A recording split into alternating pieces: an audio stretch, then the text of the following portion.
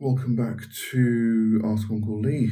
It is Wednesday again, and if you have any questions, anything you would like help with, anything you would like clarification with, anything I can maybe add input to, just drop the question into the comments below one of the Ask Uncle Lee videos, and I'll add it to the list.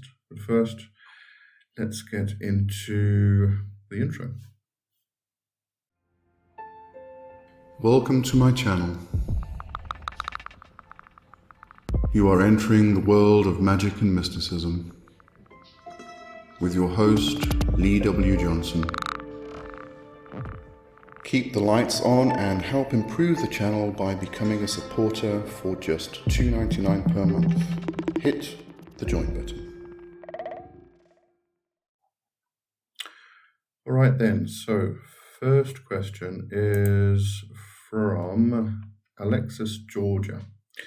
This was in relation to a previous video I did. If someone's already dealing with a sacral block, what would you recommend? If somebody is dealing with a sacral block, it's usually due to, as I said previously, this is often the result of sexual guilt. What's the best thing to do is actually go and get therapy. If you haven't done, normally before we get to this point, we would have been working on the third eye in order to become the observer or develop the observer mind. And this also fits in well with particular psychology, I believe, Jungian psychology, actually. So having said that, you could also look at doing shadow work in order to resolve this. But it's a bit of a difficult thing because it's going to be a very personal issue. So yeah, I think that definitely the first thing to do would be to go and seek out professional help, get therapy and work through it that way. At the same time, you can work on, you can do shadow work. And if you do find a therapist who is particularly geared towards Jungian psychology, then you can actually do that shadow work with your therapist, which is probably the best option you can actually get in that regard. So I would definitely do that. If it is causing a problem, then you just can't break through that barrier, then it is probably better to go and get some professional help regarding that.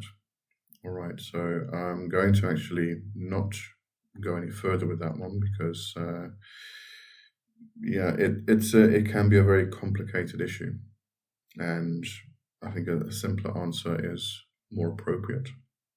So let's move on. Okay, so next question is from Max Blizzard. Hi Lee, thanks as always, it's a pleasure. What is the difference between a pact, a petition, and a dedication in demonology? Thanks in advance. May seem like a silly question. Apologies if so, Max. It's definitely not a silly question.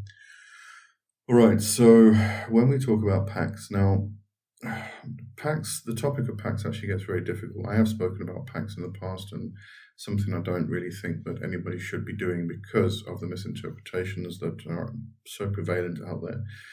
When we usually talk about pacts in the general sense, it often boils down to what people think of as doing the Hollywood type of pact, where you sell your soul to the devil for 10 years and then the hellhounds will come and take your soul away after those 10 years.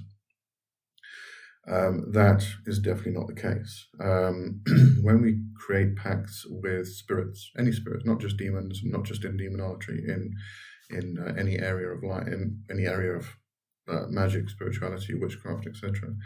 What we're doing is we're almost sort of making a bargain, but it's an exchange of energies. So a pact, a typical pact may be with a particular spirit that you want to work with for the rest of your life, not just for a short period of time, but for the rest of your life. And that may look something like, give me a familiar that can help me with my magic, and I will do a particular ritual dedication offering once a year, or once every Sabbath, or something like that. But it's not something crazy like, I will sacrifice myself to the volcano spirits and all of that stuff, so that I can become the richest man in the world, or that's definitely the Hollywood stuff. You can make pacts for short periods of time. I have done it with Clawneck quite successfully. In fact, if you go into the Grimorium Verum is very much about pact making. But this is if you go through the Grimorium Verum, what you're going to find is it speaks about two types of pacts. One is a physical, tangible pact, something that's written down and actually kept. The other one is not physical; it's verbal, like a verbal contract, verbal communication.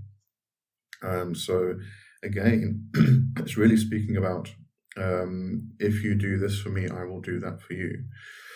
And if we then go into the way we kind of view these relationships within demonology, we build the relationship with the spirit. So it's not just this quick, sudden exchange or thing that happens. It's a long-term thing, and we do get spirits come in and go out. They come in for certain periods of time, they teach us lessons, and then they leave. And that's a particular type of relationship. They may keep coming again later, they may not. But the idea is to build up a relationship so that we can then go and say, I'm giving you offerings, I have had this relationship with you, can you help me with this little project I'm trying to get accomplished? And that's really the same thing. But it's not that formal kind of writing it down and signing it with your blood and promising that the devil can come and take your soul in 10 years and all of that Hollywood rubbish. But that's really what the pact is. So I just want to actually move this across, because I created this nice little logo and I was covering it. Right, so let's just put that in the center. Okay. Then petitions. Petitions are very similar. A petition, we have various different types of petitions we can do. We have petitions which are very similar to aspecting, where we pull in the energy of the spirit and we request something. Again, that's non-verbal. That is verbal. It's not, or through thought. It's not something which is physical or tangible, or something that's written down. But a petition can be a petition paper. It can be a prayer paper. So what you can do is you can call in the energy of the spirit. You can then sit down and you can write a letter to the spirit, which is a very, very nice way of doing things. Write a letter, formally introduce yourself. Say, I am XYZ, my magical name is blah, blah, blah, my mother is or was, etc., my father is or was, blah, blah. And you formally introduce yourself, and then you carry on with the thing that you want accomplished and why you want it accomplished. And you make this request, this petition to the spirit through a formal letter. And it's a very nice way of doing it. And then you can sign it at the end. You don't need to sign it with blood or anything like that. Just sign it. That is also a very personal thing. Your signature can be used as a tag lock within magic. So if you sign the letter at the end, it's a very personal thing that you're adding to that aspect, that piece of spell working. And then a dedication. A dedication is usually part of building a relationship. And a dedication is usually a lifetime thing, usually. So what you would be doing is you can dedicate yourself to your path. You don't have to. This doesn't have to be to a particular spirit, but it can be to a particular spirit. So if you have a very personal, long-lasting relationship with a particular spirit, you may want to dedicate yourself to them. Very similar to if you were in a relationship with a person and you felt you wanted to spend the rest of your life with them, you dedicate yourself to them. Similar thing. So you dedicate yourself to the spirit, and this is usually done in a formal way, through a ritual, through a ceremony where you dedicate yourself to that spirit. But as I said, you can dedicate yourself to your past, you can dedicate yourself to yourself. By dedicating yourself to yourself, you're promising yourself that you will do the best you can in order to build a good relationship with yourself. And sometimes that's a good thing. I think people kind of disregard themselves too much. Definitely don't think that would be a silly thing. It's a very good thing. All right, and I think that answers that question. Might not be from the perspective of demonology itself, but it is from my own personal perspective. All right, so let's have a look at another question.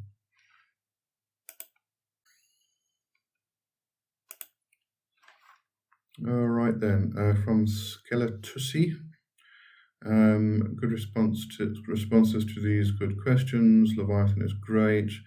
I have a question though. Do you believe that demons sometimes just leave people they've been working with for whatever reasons? Do they lose interest, or maybe believe some people just aren't a good fit for them to work with, so they choose to stop helping you, even if you have been working with them for a while? I'm currently going through this. Yes, all spirits will come and go. It doesn't really mean that they've lost interest. When we're talking about these entities, some will say that they have a personal interest in you. Some will say they don't really give a damn. They're spirits, they're entities that have bigger issues going on. So they don't really have interest in you, but others say they do. So I can't really say if they do or don't. That will be a very personal thing for you. But spirits will come and they will go. I've got a very funny beard today. Excuse me for that. Spirits will come and they will go. And what I find myself is that I have one or two entities, gods, goddesses, etc., that kind of stick around for my entire lifetime. I am connected to them, personally, intimately connected to them. They are part of me, and that's a lifetime thing. They're not going to go anywhere, and it probably will go through many, many lifetimes. This is also the same type of relationship you would have with your own holy guardian angel or personal daemon. That also connects you throughout a lifetime, and possibly many lifetimes. But then you get other spirits which come in to teach you something or help you with a particular task or goal, and then once that's done, they'll leave because they have nothing to help you with anymore. And then the next thing, the next project or thing that you need to learn will come along, and then the next spirit will come in and will help you with that. So it is very much a case of the spirits coming and going, because there's no need for them to stick around after the task is completed. And later on, maybe 5-10 years down the line, you have a similar task, and that same spirit can help you again. So they'll come in and they'll help you, and then when that task is finished, they'll leave again. So it's very much kind of teachers and guides and helpers that come in, do their job, and then they leave because there's no need for them to stick around. And even then, there are still some that may come in. You may work with them for a while, and then they leave, and you may continue to give them offerings and such, because you they've left, and they may not ever come back again, but you still have appreciation for them. So there's no reason why you can't give them offerings and help them just like they helped you. So bear that in mind also. But yeah, I don't think it's a case of them losing interest. It's just that you know, they shouldn't stick around anymore because they have no reason to. That's all it is. Okay, so I'm actually going to leave today here because obviously the next question is about mirrors and portals, which might get into a bit of a lengthy answer on that one. So that's it for this week, and I'll see you next time. Have a good one for now. Cheerio. Bye-bye.